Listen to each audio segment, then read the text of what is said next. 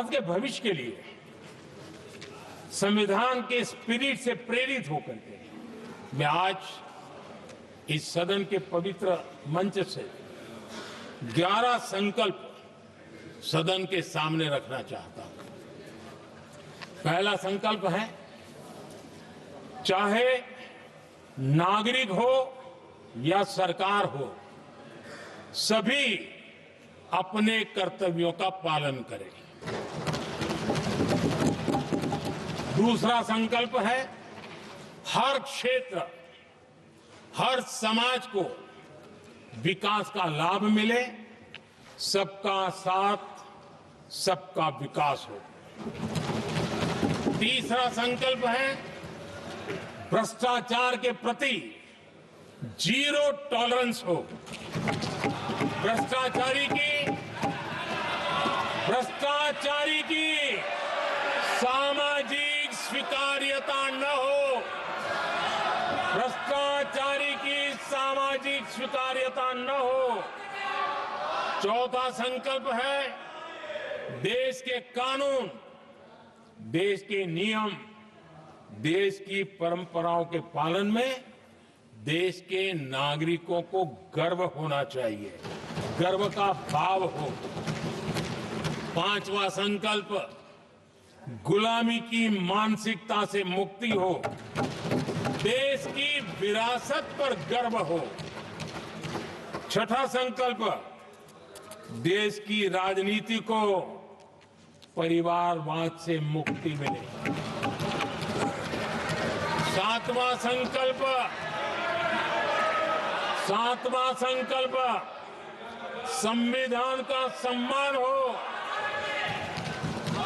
राजनीतिक स्वार्थ के लिए संविधान को हथियार न बनाया जाए। आठवां संकल्प, संविधान की भावना के प्रति समर्पण रखते हुए जिनको आरक्षण मिल रहा है वो न छीना जाए और धर्म के आधार पर आरक्षण की हर कोशिश पर रोक लगे।